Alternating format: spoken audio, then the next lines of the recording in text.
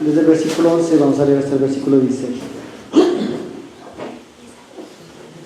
Dice: terminó pues Salomón la casa de Jehová y la casa del rey, y todo lo que Salomón se propuso hacer en la casa de Jehová y en su propia casa, y fue prosperado.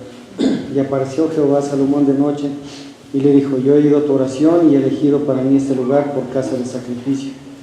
Si yo cerrare los cielos para que no haya lluvia, y se mandare a la langosta que consuma la tierra, o si enviare pestilencia en mi pueblo, si se humillare mi pueblo sobre el cual mi nombre es invocado, y orare, y buscare mi rostro, y se convirtieren de sus malos caminos, entonces yo iré desde los cielos y perdonaré sus pecados y sanaré su tierra. Ahora estarán abiertos mis ojos y atentos mis oídos a la oración en este lugar, porque ahora he elegido y santificado esta casa, para que esté en ella mi nombre para siempre, y mis ojos y mi corazón estarán ahí para siempre. Tomen asiento.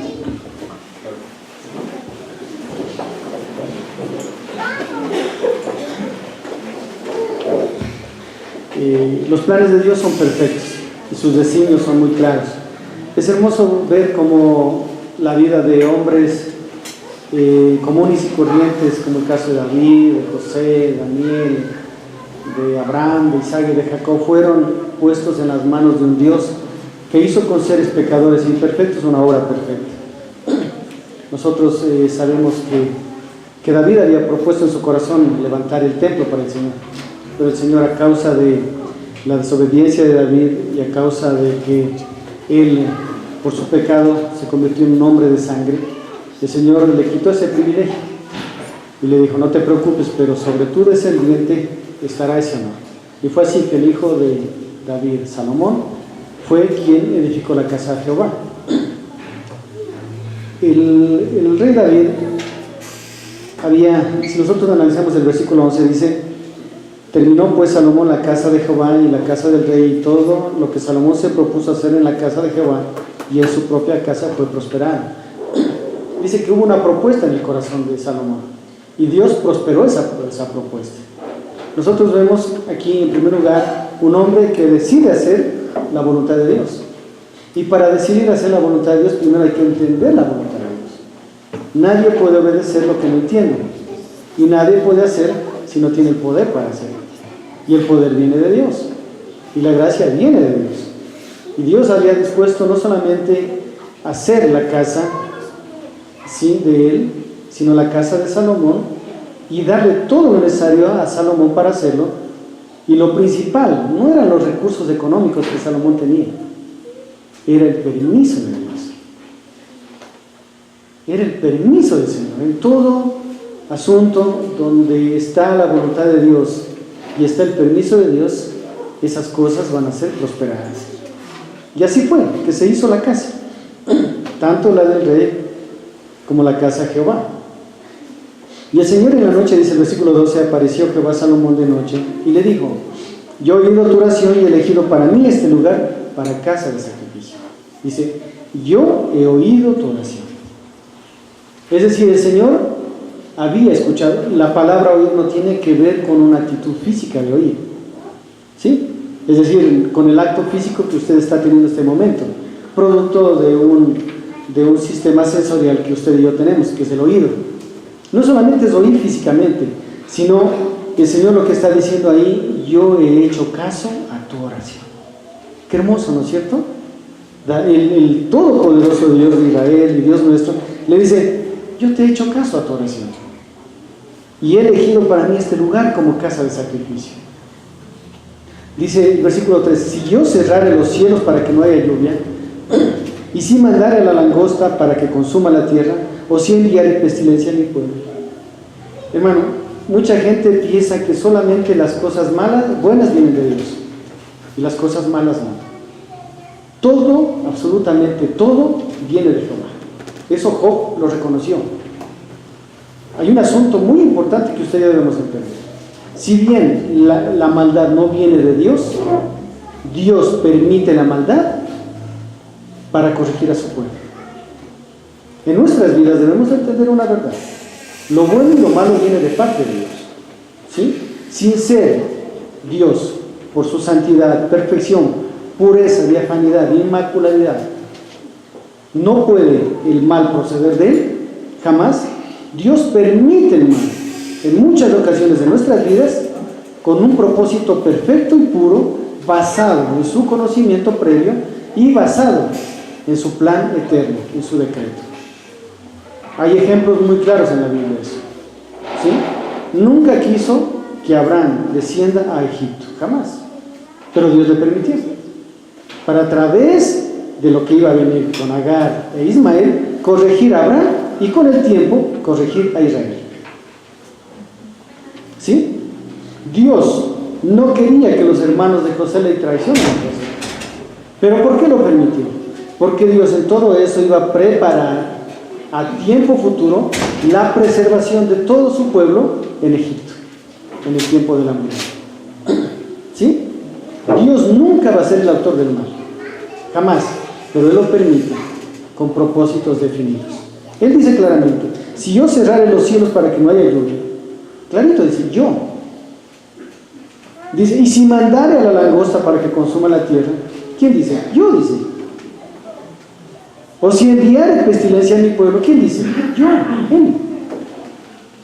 Es decir, hermano, nosotros debemos entender que nuestras vidas absolutamente están bajo el control soberano de Dios. No hay nada, absolutamente nada, que suceda en nuestras vidas sin el beneplácito y la venia del Señor. Nada. No existe nada. El propósito de esta predicación de esta mañana es analizar exclusivamente un versículo, el versículo 14. El versículo 14 es tan vigente para el pueblo de Israel como para su iglesia en estos tiempos.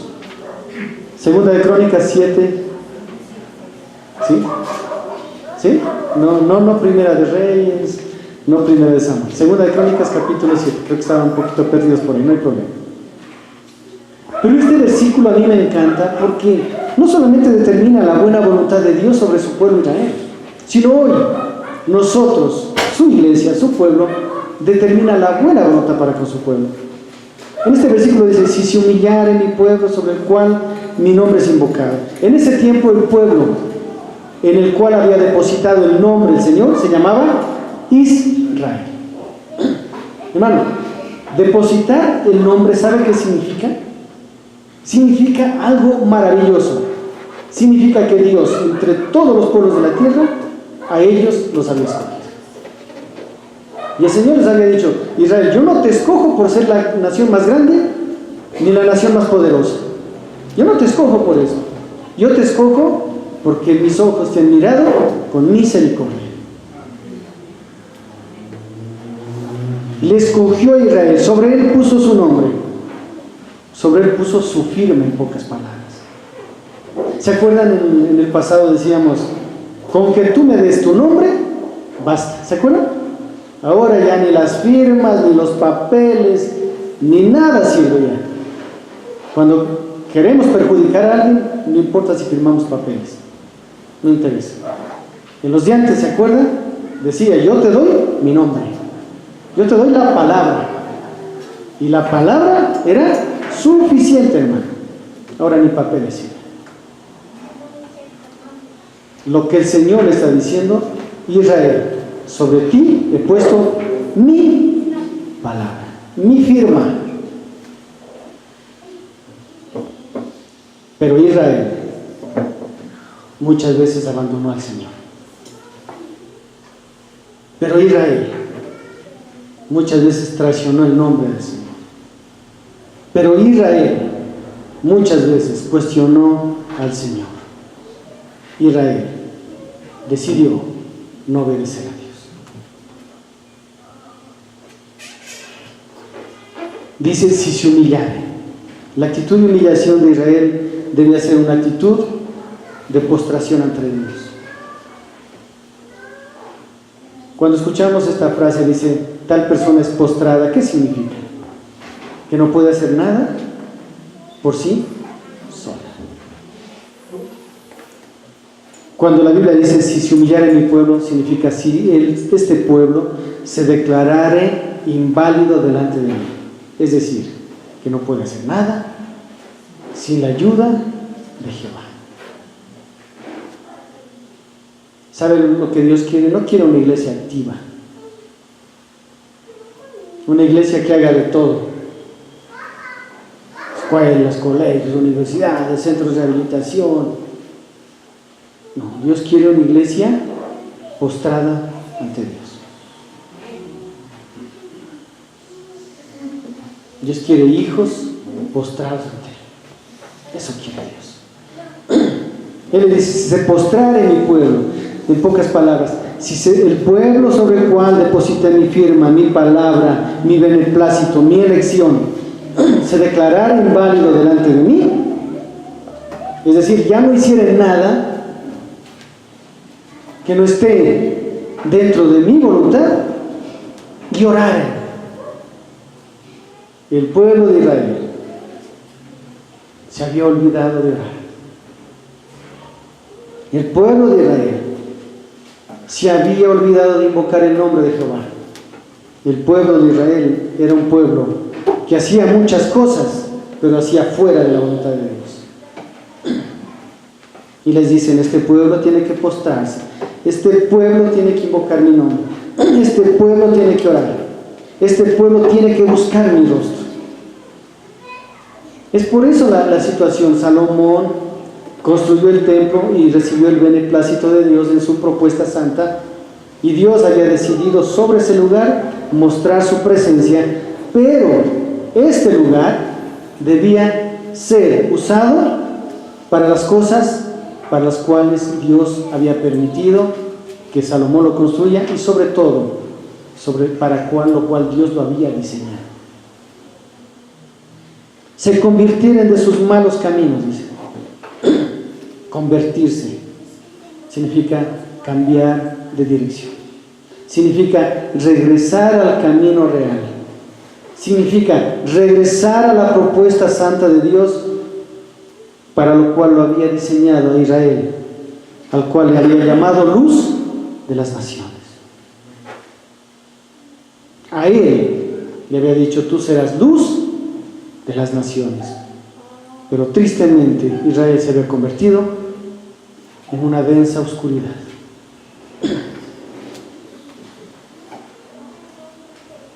Entonces, esto separa lo uno de lo otro.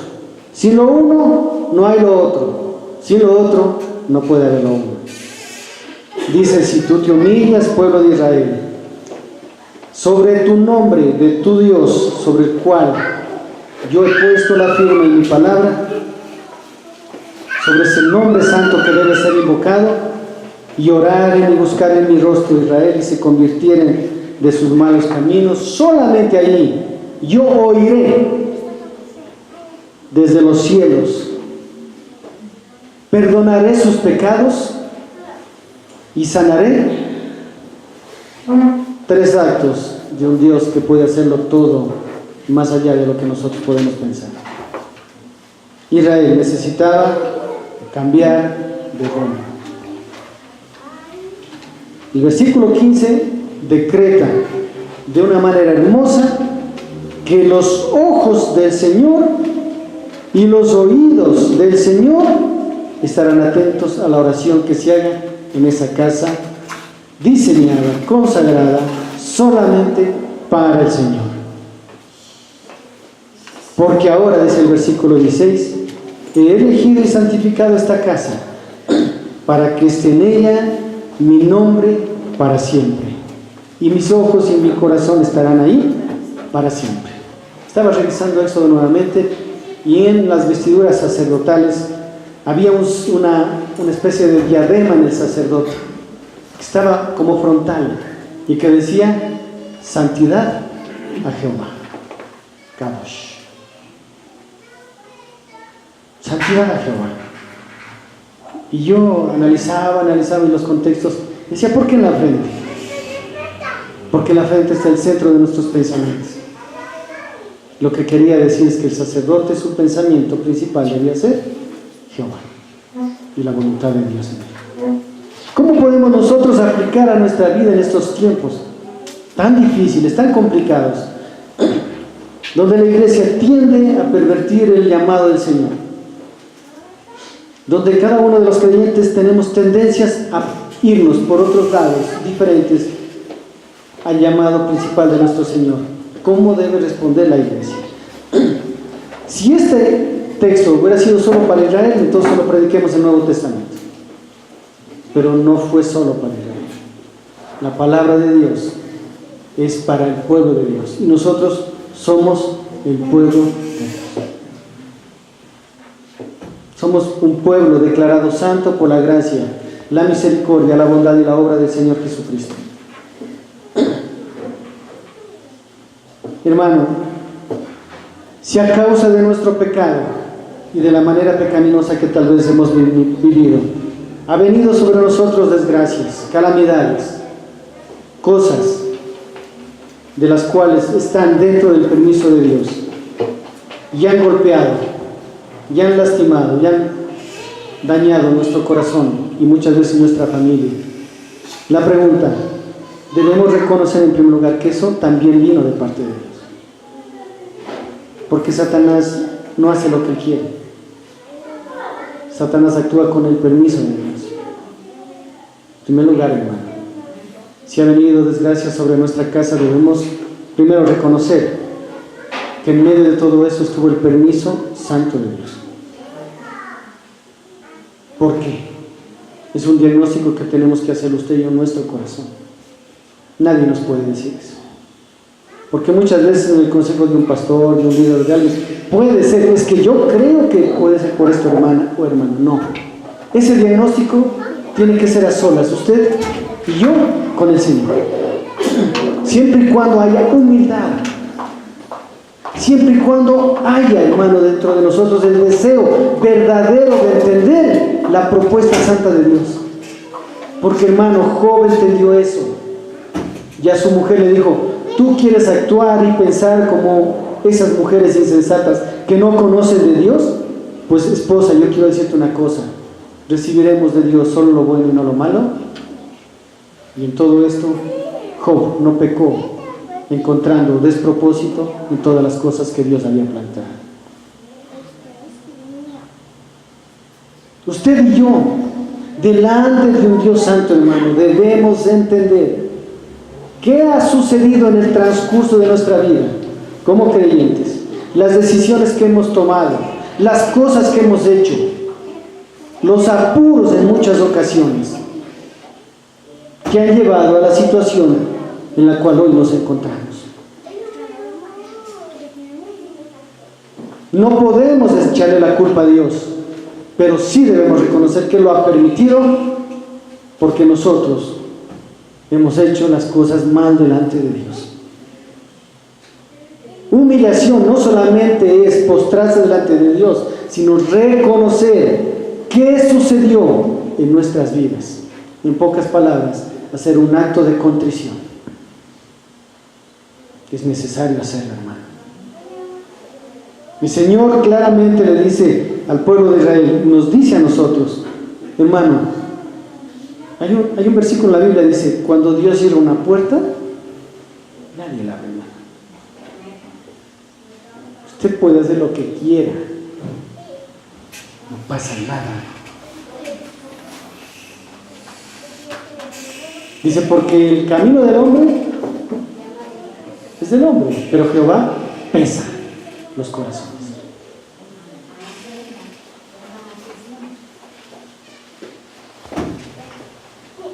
Cuando Dios cierra una puerta, hermano, olvídese, sea en el área que sea.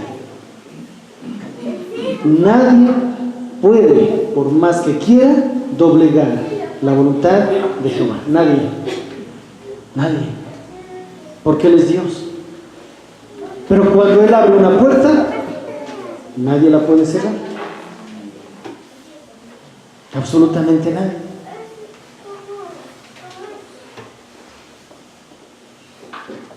Cuando Israel iba a entrar a la tierra prometida y mandó a los 11 espías, y los 11 espías llegaron, los 12 espías, perdón, 10 llegaron con malas noticias y 2 llegaron con buenas noticias.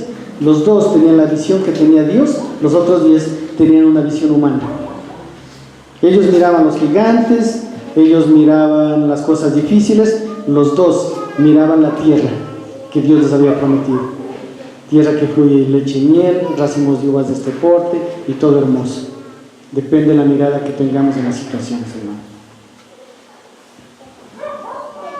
El problema no son los gigantes, porque esos gigantes estaban en la tierra de Canaán, porque Dios quería que estén ahí. Un pastor dijo alguna vez, Israel se preocupaba más de los gigantes y quería pelear contra los gigantes, pero nunca quería poner a Dios como aquel que vence a los gigantes. Y en nuestras vidas en muchas ocasiones estamos en esas circunstancias. Él dice, si yo cerrara los cielos, que no haya lluvia. Es decir, cada vez que Israel pecó, ¿quién cerró las bendiciones? ¿Sabe quién fue? Dios. Es todo. Él cierra. Y si mandara a la langosta que consuma la tierra, Dios. Y si enviara pestilencia a mi pueblo, Dios. Y dice a mi pueblo. Ahora, ¿hay verdaderamente reconocimiento de Dios? Lo que le estaba diciendo a Salomón es, el pueblo tiene que reconocer que yo soy Jehová. Hermano, usted y yo como iglesia en estos tiempos, ¿estamos reconociendo esa verdad? ¿Estamos reconociendo que Él es Jehová? Si se humillara mi pueblo, hermano, posiblemente en estos tiempos es necesario que la iglesia se humille delante de Dios, se postre delante de Dios, se pongan en una posición, nos pongamos en una posición de total postramiento que significa invalidez delante de Él y decirle, Señor, sin ti no puedo hacer nada. Posiblemente cada problema, cada situación, cada dificultad que ha llegado a nuestras vidas ha sido con la finalidad de que usted y yo de una vez nos rindamos ante Él. Ahí decía una alabanza, pero hasta cierto punto estamos hasta cierto punto mintiéndole a Dios. Yo me rindo ante ti. ¿Es la verdad? ¿Estamos rendidos ante Él? Te doy mi corazón. ¿Es verdad? ¿Es cierto? Yo vivo para ti. ¿Es verdad eso? Seamos honestos delante de Dios. ¿Estamos haciendo eso? Aquí lo que la palabra de Dios está diciendo, de una vez por todas, es que usted y yo nos declaremos incompetentes delante de aquel que sí es competente. Que usted y yo nos declaremos inútiles delante de Él que sí es útil.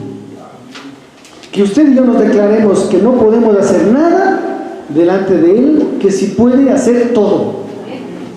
Y más abundantemente de lo que nosotros podemos pensar o hacer. Dice, si se humillare mi pueblo, si esta palabra es para la iglesia, si se humillare mi iglesia, en la cual Él depositó su nombre, su palabra, Él dijo que nosotros somos su novia, que nosotros somos real sacerdocio, que somos nación santa, que somos pueblo adquirido por Dios. La pregunta es, entonces, Él prometió, Él lo hará, porque Él depositó su firma sobre nosotros.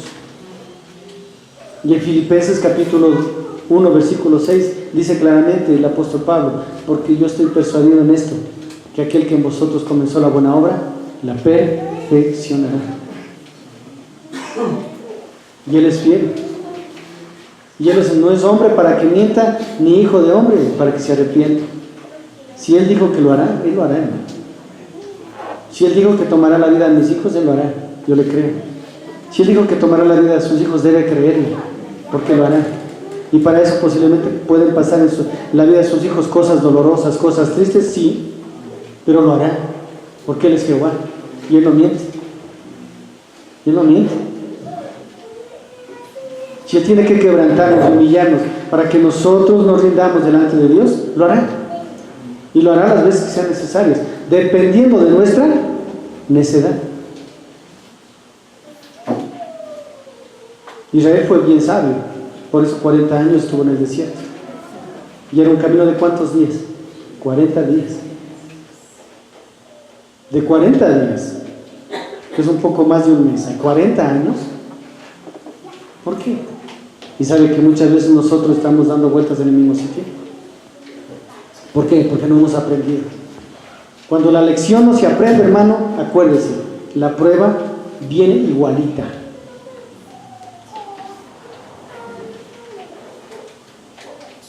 Viene igualita. Si alguien ya pasa primer año como debe, ya no se va a quedar otra vez en primer año. ¿Va a pasar a quién? A segundo. Y el que pasa a tercero, va a tercero. Pero aquel que no aprobó las materias, reprueba y vuelve a aprobar. Es lo mismo. Hermano, Dios es un buen maestro. Y las pruebas también. Son excelentes maestras. Si se humillara mi pueblo, es decir, la iglesia tiene que humillarse delante de Dios, tiene que postrarse delante de Dios, tiene que declararse incompetente delante de Dios, tiene que declararse que no puede hacer nada. Si ahí no está la buena voluntad de Dios, la cual es agradable y perfecta, y para eso nuestra mente, nuestro corazón tiene que ser renovado. No es el porqué de las cosas, es el para qué de las cosas. ¿Por qué de las cosas? No, ¿para qué? ¿Qué propósito tiene Dios en esto? ¿Qué es lo que quiere mostrarme? ¿Qué es lo que quiere enseñarme? ¿Qué es lo que quiere indicarme? Nosotros como iglesia debemos estar postradas delante de Él, porque su nombre, su santo nombre, ha puesto sobre nosotros. Y orar, hermano, ¿usted y yo estamos orando lo suficiente? ¿Usted y yo estamos clamando lo suficiente? Usted y yo, lo primero en la mañana es orar al Señor, clamar al Señor, rendirnos al Señor, o estamos haciendo otras cosas diferentes a eso. ¿Cómo es nuestra vida devocional en el día? Tenemos tiempos de dedicación al Señor, exclusivamente para Él, para conversar con Él, para amarle, para demostrarle, o simplemente estamos tomando un tiempo de una oración tipo microondas, como las palomitas. 30 segundos y ya está. Oraciones de 30 segundos. Cada uno, usted y yo, tenemos que analizarnos. Y buscar en mi rostro. ¿Qué es buscar su rostro? En este caso, como iglesia, es buscar su palabra. El rostro de Jehová está aquí en la Biblia. No está en la revista Vanidades. No está en la novela de las 10. Está aquí en su palabra, hermano. Vamos rápido porque nos perdemos la novela. Con senos, si hay paraíso, ¿cómo decir? Que me pierdo, y si me pierdo un capítulo, o la película, nos vamos a perder la película. No, hermano. Buscar el rostro de Dios es darle a la palabra la importancia que se merece. Hermano, no pida cosas de Dios si usted no le da a Dios lo que Él merece. No le pida. Porque el Dios de la Biblia no es un Dios que se deja chantajear. No. Él no es un Dios no es el Dios que muchas religiones quieren mostrarlo, como el Dios que si no le buscamos, Él está sufriendo. Que hay que buscarlo porque Él está anhelando que le hablemos, porque si no Él está triste. No, no es así, hermano. Una de las características del Dios de la Biblia es su inmutabilidad. Él es inmutable, hermano. Claro que su corazón se entristece cuando su iglesia no le busca, por supuesto, pero Él no cambia por eso, no va a cambiar. ¿Sí? Los que debemos cambiar de posición somos nosotros. Si queremos que el sol nos alumbre, usted no puede cambiar la dirección del sol. Usted tiene que cambiar la posición de la ropa para que se seque. ¿Sí o no? El sol no cambia de dirección. ¿O sí? ¿Usted puede cambiar la dirección del sol? Yo no. El único que puede cambiar la dirección de las cosas es aquel que nunca cambia. Y ese es Jehová de los ejércitos. ¿Sí? El único que puede cambiar la situación de desfavorable a favorable, ¿sabe quién es? Es Dios, porque Él es todopoderoso, el único. Él es el único, hermano. Pero primero debe cambiar de posición nuestro corazón. Si la posición de nuestro corazón no cambia, las circunstancias no van a cambiar. Por eso, hermano, en un país no importa quién gobierne. Porque si en mi vida gobierna el Señor, suficiente. En definitiva, es la verdad eso. Buscar el rostro de Dios, buscar su palabra, devoción a ella. Si permanecieres en mi palabra, yo permaneceré en vosotros. Si mis mandamientos permanecen en vosotros, yo permaneceré en vosotros. Si permanecéis en mis palabras, yo seré, y ustedes serán mis discípulos. Le dijo, acerquémonos al Señor y Él se acercará a vosotros. No se refiere al que está lejos del Hijo de Dios, Él no se mueve de nosotros. Él está en nosotros. Se refiere al trabajo de Dios a través del Espíritu Santo en nosotros. Hermano, porque muchas veces el cambio de vida en nosotros se ha estancado. ¿Por qué? Porque muchas veces llegamos a no me gusta hablar la palabra niveles, ¿no? Pero ¿por qué llegamos a un sitio de crecimiento espiritual y por años ahí nos quedamos estancados? ¿Por qué? ¿Qué pasó? ¿Dios cambió? ¿Sabe qué? No. La posición nuestra delante de Dios cambió. Nos estancamos nosotros. Nos conformamos nosotros. Un corazón de un cristiano conformista, es lo más miserable que puede haber. Llegó hasta ahí, se estancó. No buscó más de Dios, no anheló más cosas de Dios. David decía, anhelo, Señor, estar dentro de tus atrios. O sea, había un anhelo, una sed de David, a pesar de que pecó, le falló a Dios. Gracias a Dios, Dios lo restauró, lo perdonó, lo levantó. Pero David siempre quería más de Dios. Quería más de Dios. Ojalá nosotros podamos ser como David, en buscar más y anhelar más de Dios. Buscar en mi rostro. Solamente lo que yo he entendido en esta parte es que solamente un pueblo humillado, solamente un pueblo que reconoce que Jehová es su Dios, solamente un pueblo que ora, solamente un pueblo que busca la palabra de Dios, es un pueblo que puede convertirse de sus malos caminos. Porque la palabra conversión no tiene que ver con arrepentimiento. No tiene que ver. El arrepentimiento tiene que ver con reconocimiento que se ha pecado contra Dios y cambio de dirección. Pero la conversión significa algo más profundo. Significa seguir en el camino de Dios. Por eso decía, y se convirtieron y siguieron a Jehová. Siempre usted va en el Antiguo Testamento, va a encontrar eso. Dice, y se convirtieron y como consecuencia siguieron a Jehová. El Señor sanaba y decían, y 10 se fueron y 1 le siguió al Señor. Conversión. Seguirle al Señor. Necesitamos seguir al Señor. La conversión tiene que ver con un estilo de vida transformado. Dios quiere que nuestro estilo de vida esté transformado en todas las áreas, hermano, en todas.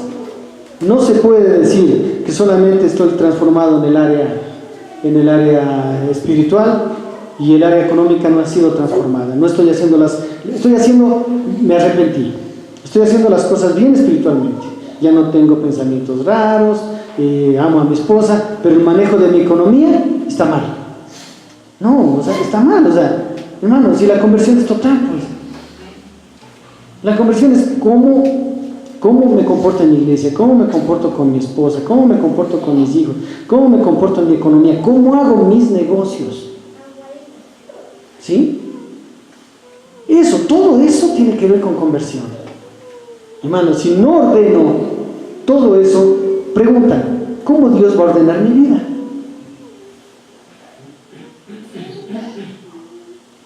¿Cómo? Todo en la vida del cristiano tiene que empezar a tomar un orden, todo. No lo tome a mal, cuidado, no es para nadie, ni es teledirigido ni con un misil. Pero hermano, tenemos que pagar las deudas que hemos adquirido, hermano. Sí, hermano, bienvenido. ¿Sí? Tenemos que pagar. Si tenemos acreedores, tenemos que poner de acuerdo con los acreedores. ¿Sabe qué? No le puedo pagar esto en un año. ¿Sabe qué? Yo quiero pagarle. ¿Le parece? Le voy a pagar en 2 años. Le voy a pagar tanto mensual. Eso es de un cristiano, hermano. Discúlpeme que hable de esto, pero es verdad. ¿O no? Pregunta. Si no pago mis deudas, ¿cómo Dios me va a bendecir en esa área? ¿Es lógico? No es lógico, hermano. No es lógico, hermano. Es ordenar las finanzas. Voy a ordenar mi vida matrimonial.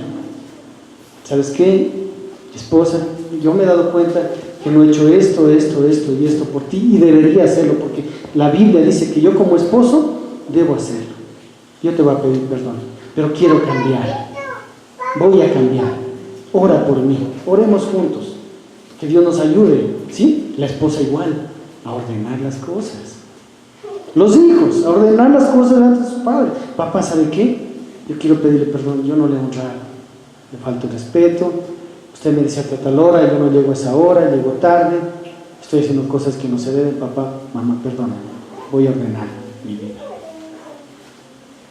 ¿Sí? Hijo, ¿sabes qué? Yo te he estado castigando injustamente. Y por último, a veces he estado castigándote porque tú te lo mereces, pero te estoy castigando de una manera indebida. Perdóname. Quiero cambiar. Ora también por mí. Es ordenar. Eso es conversión, hermano. Eso es conversión. Es lo que la Biblia dice aquí. Nadie que no se humille delante de Dios, nadie que no reconozca que el nombre de Dios está sobre su vida, nadie que no ore, nadie que no busque en la palabra de Dios puede convertirse de sus malos caminos. No puede. Porque el resto es religión. Pórtate bien. ¿Y por qué nos portamos bien los hijos a veces?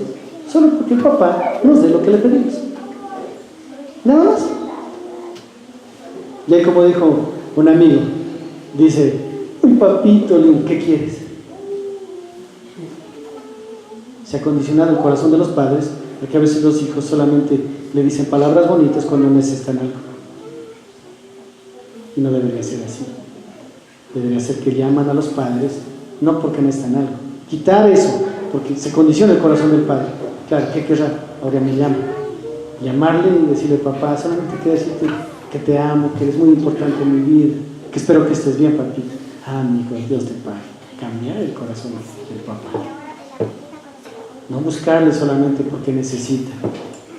Claro, es obligación de nosotros darle todo lo necesario, pero que los hijos nos busquen porque nos aman. Es igual con el Señor. Buscarle para agradecerle, buscarle para decirle que le amamos, buscarle para decirle: Señor, no importa el tiempo que estoy pasando, es verdad, es difícil, es complicado, no importa, Señor, por último tú sabrás. Pero lo que toque corregir, empezará a corregir, hermano. ¿O no? Alguien dijo: Dios nos ama incondicionalmente. Es verdad, la Biblia lo dice. La Biblia lo dice. Él nos amó con amor eterno, incondicional, es verdad. Pero el trato de Dios con nosotros sí es condicional. ¿Sí? Su amor es incondicional. Hermano, haga lo que usted haga, el amor de Dios no cambia. Usted, si pastor no diga eso, sí, yo tengo que decir lo que dice la Biblia. Aunque dice clarito: Él es fiel, aunque nosotros fuéramos infieles. Él nos sigue amando a pesar de que nosotros lo dejemos de amar. Pero, hermano, el trato de Dios con sus hijos sí es condicional. ¿Acaso esta oración no lo demuestra? Es condicional. Dice, primero, si se humilla mi pueblo. Segundo, si reconoce que mi nombre está sobre él. Segundo, si ora. Segundo, si busca mi rostro. Tercero, después, si se convierte en sus manos también. Entonces yo iré, clarito. Eso no es condicional. Ese entonces es condicionante, ¿no? Y toca enseñar la palabra de Dios de la manera veraz. El trato de Dios con nosotros es condicionante. Es condicionante a la actitud que nosotros tengamos. Daniel dispuso su corazón a no contaminarse con la comida y la bebida del rey de Babilonia y Dios le dio gracia. ¿Sí o no? Eso dice la Biblia, ¿o no? No dice y Daniel comía y bebía con el rey y hacía lo que el rey, y Dios le daba gracia. ¿Dice eso? La Biblia no enseña eso, hermano. La Biblia no enseña eso. La Biblia enseña que Daniel tuvo una propuesta diferente al resto de los principales de Babilonia. Él tuvo el resto, quisieron seguir haciendo lo mismo, vivir como Babilonia les propuso, más Daniel y los 3 jóvenes decidieron una propuesta diferente, vivir conforme a lo que Dios quería. Hermano, como iglesia es necesario empezar a cambiar de actitud y poner nuestro corazón a lo que Dios quiere. Por eso le digo, por eso le pongo el ejemplo en todas las áreas, hermano. Si nosotros no cambiamos de actitud en todas las áreas, nuestra situación no va a cambiar. No va a cambiar. Muy difícil. Por eso, hermano, el que está endeudado económicamente tiene que aprender a hacer una economía de guerra. Apretar, estoy endeudado, tengo que pagar deudas.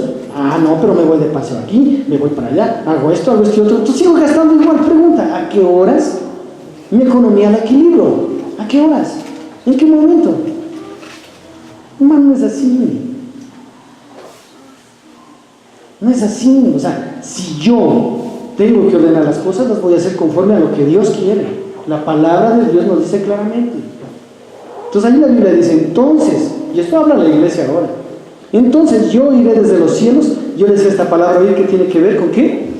Con que Dios da permiso, con que Dios aprueba.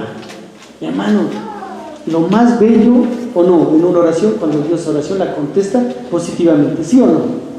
¿A quién de ustedes se molesta cuando Dios le contesta positivamente? Dense la mano. A nadie, a mí tampoco. A mí tampoco, hermano. Ay, qué iras Dios me dio. ¿Quién dice así?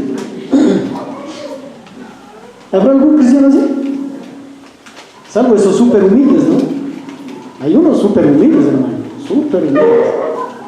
Alguien dijo por ahí, yo no quiero la bendición económica de Jehová. Qué bueno. Es diferente al resto de cristianos. Hermano, es bendición de Jehová.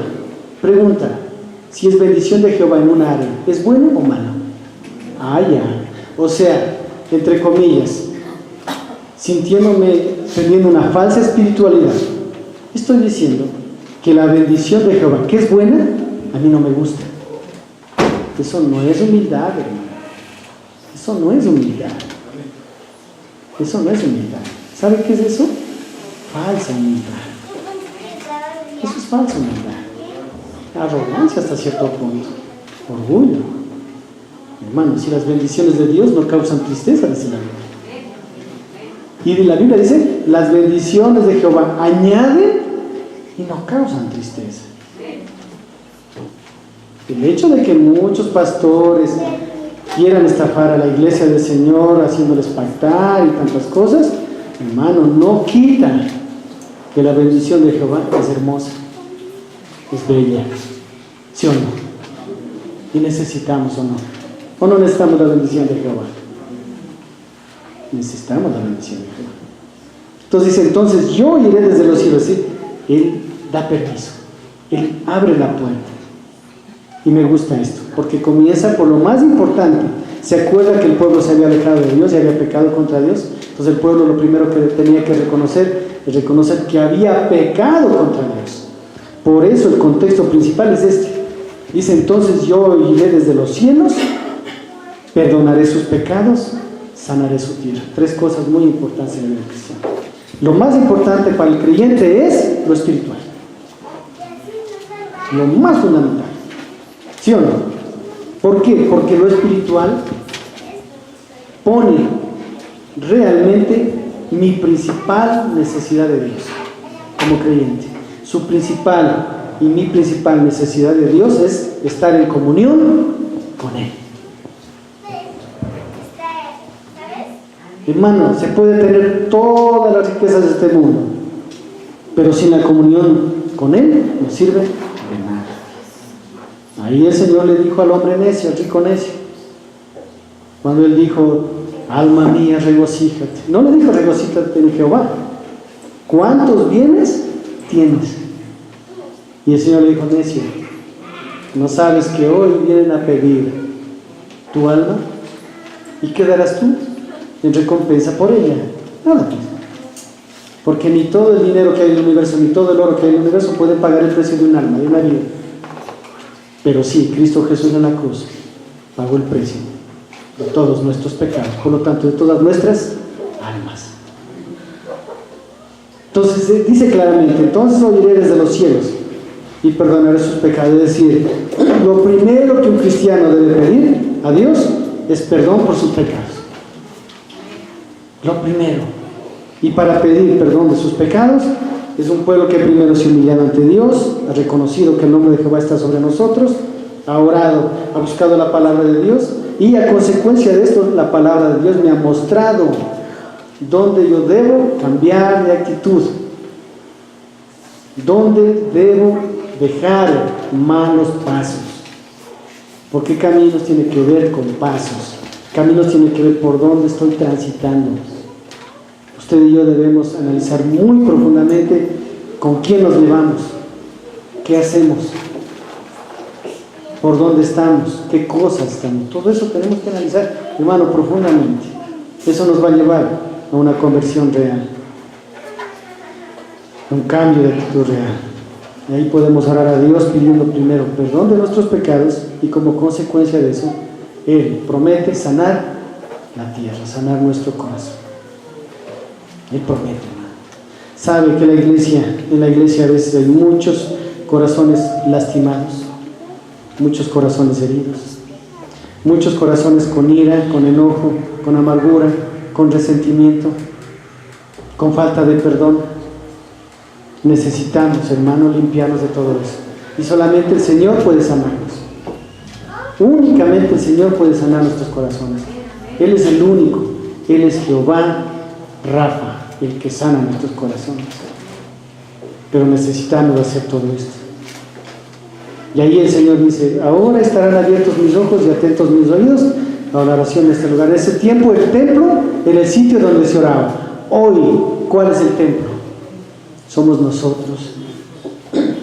Desde su corazón, que es su altar a Jehová, usted puede clamarle a Dios. El sitio donde esté, no importa. Si es aquí en buena hora, si es en su casa en buena hora, si es mientras conduce en buena hora, si es en un tiempo que Dios le da en el trabajo, de un tiempo de refrigerio, de descanso, ahí también puede clamar a Dios, ahí también puede orar a Dios por sus necesidades. Él promete que si usted hace todo esto, Él le escuchará, hermano, y Él le dará el visto bueno. Hermano, y cuando Dios da el visto bueno, ay, Señor, todo se abre. Pero mientras Dios nos da el visto bueno, nada se abre. En Hebreos 4 dice: acercaos pues con plena certidumbre de fe, purificados los corazones de mala conciencia, arrepentidos, y limpiados los cuerpos con agua pura. ¿Qué significa? Que primero mi conciencia limpia, mis actitudes limpias. Mi comportamiento va a ser santo si mi mente está santa, si mi corazón está santo. ¿Sí? Porque las acciones externas son producto de cómo está mi mente y mi corazón.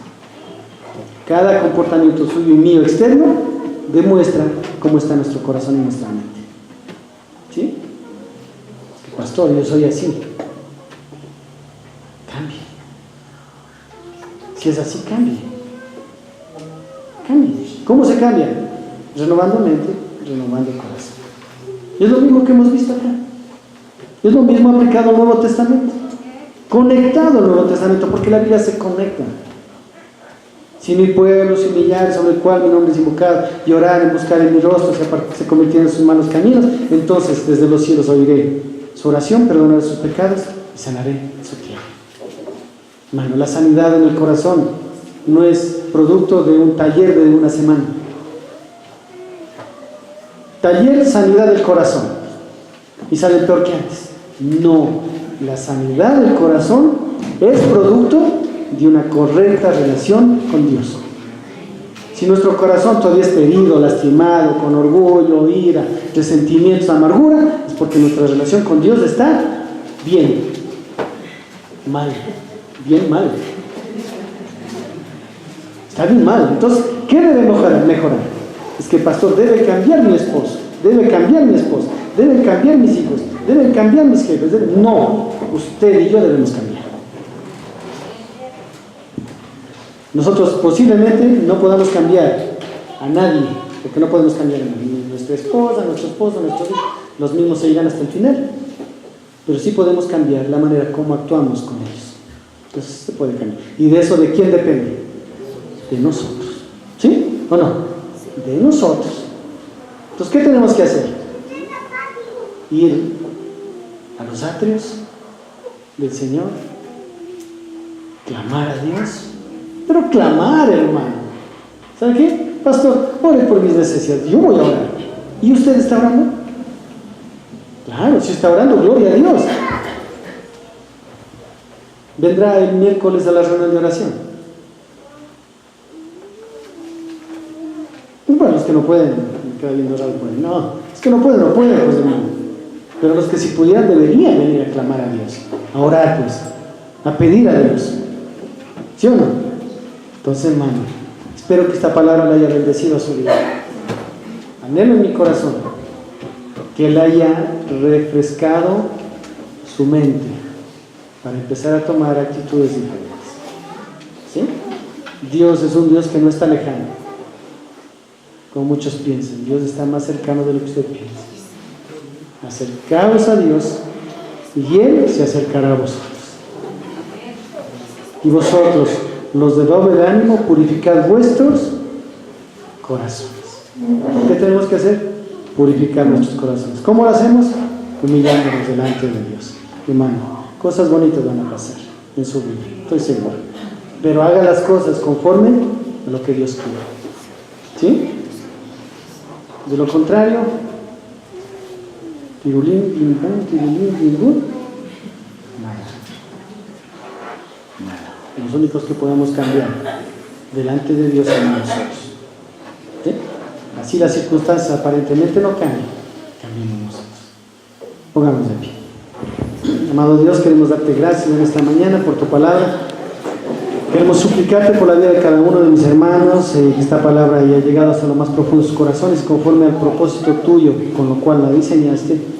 Limpia su mente, su corazón, su alma, y le lleves a nuevas propuestas santas dentro de su corazón, para hacer las cosas que tú quieres. Señor, te quiero pedir que tu Espíritu Santo los ministre, los guíe, los ayude, los fortalezca, y nos ayude, Señor, a todos a hacer tu voluntad, porque la Biblia dice claramente, y se resume en esto en Mateo 6:33, hablando de los afanes y la ansiedad.